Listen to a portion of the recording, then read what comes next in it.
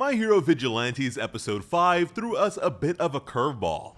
Surprisingly, a scene that was removed from Episode 3 was used for the beginning of this episode. All that stuff about Koichi's failing social life. But even then, the feeling of the scene is a bit different since Koichi's acknowledgement of how his life has changed since then is so immediate. They also rehashed Pop Step complaining about Knuckle Duster smoking in the house. While I feel like it worked a bit better in the manga, I'm glad the scene wasn't totally lost. And it definitely still works here. It was also a lot clearer how creepy Koichi looked while he was trying to get those upperclassmen into his home. From there, they added a scene with a killer 6-armed jewelry thief. This wasn't in the manga, but it served to establish what kind of vigilante Stendhal really is before he meets Koichi. From there, we're told that several months have passed. And this is really appreciated because in the manga, for a good while, the passage of time wasn't very noticeable at all. Pop Step used a key to enter Koichi's home, but they cut the scene where he gave them his spare key, which he originally expected to give to his eventual girlfriend. And considering the focus of this part of the episode, I feel like that would have been a pretty solid fit.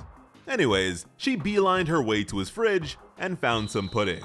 Pudding that he obviously planned on eating on account of it being his home. But being the typical tsundere character, Pop Step treated accountability like the plague and said something rude instead.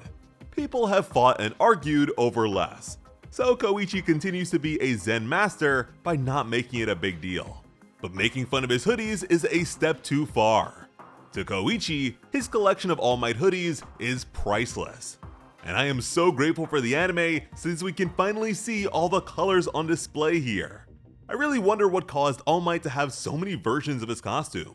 From there, I always liked this flashback scene and it was handled really well here. And Koichi's vision of the future was expanded a bit too. The male pro hero version of Pop Step looked pretty cool. And across these scenes, it's clear that they're not holding back when it comes to the time of day lighting in this series. They are not falling into the blue sky pitfall trap.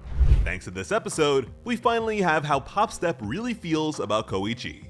Which is pretty necessary because without this, she just seems like an inconsiderate jerk all the time. But this secret of hers was foreshadowed early on when she first tried to thank him. This time around, Pop Step planned on confessing her feelings and telling Koichi about how he saved her. But where's the drama in that? Knuckle Duster was around, so she folded and didn't tell Koichi anything. Plenty of fans of the main series like these sorts of romance elements, and I'd say it's more of a focus with this story. So I wonder if its popularity will benefit in the same way. Since My Hero Academia is kicking off its final season in the same year, the studio is likely hoping to attract those same fans to Vigilantes. The second half of the episode was more intense and began with an added scene. We see the Rock villain being released from police custody. We also saw him get his hands on some more Trigger. While in the manga, we just went straight into the action. I'd say this was a good change. And thankfully, regardless of anything else, this series continues to impress when it comes to fight scenes. This is still just the beginning, but they look great and it seems like this is going to be a trend for the future. The crawler already looks really cool, and the tension is heightened by the improved visuals. Now for a bit of context that wasn't directly in the story, thanks to the data they gained from the junkie villain in episode 4, this guy's transformation is even stronger than it was before. Specifically, the aspects of Trigger that affect the brain are even stronger. So there's less mental awareness in exchange for more powerful abilities. In a way, this guy is a bit of a victim. Trigger is insidiously addictive and was dangled right in front of him. That said, I really wonder what would happen if a quirkless person used Trigger. Unfortunately, that never comes up in the story. Koichi was saved by Stendhal. And oh my goodness, in this version, Stendhal's strength is ridiculous. Being able to shove the villain into a car that far back with just his sword is insane. In the manga, it was definitely fear that made the villain stagger. And later, when they were properly introduced, Stendhal didn't smile at Koichi like he did in the manga. So the tone of the character is kept strictly lethal.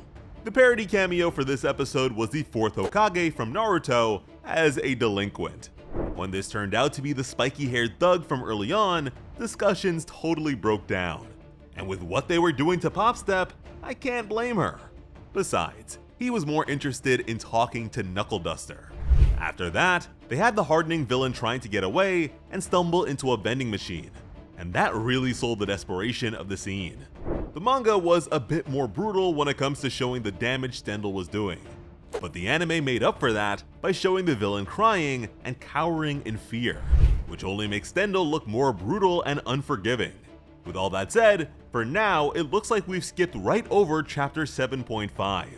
But based on later events and how they handled the beginning of this one, I'd wager that they're saving it for a later episode. Something a bit more lighthearted after all the violence and mayhem of this arc. Now, based on the previews of the next episode, it looks like they'll be doing chapter 9.5. And the cameos for that one are pretty crazy, so I'm really excited for that. We made a video covering all this Stendhal stuff years ago, so it's really cool to finally see it like this. In the comments, let us know what you think about the episode and the direction of the season in general. As always, I'm Sliceable Otaku. Thank you all so much for watching and have an awesome day. I love you.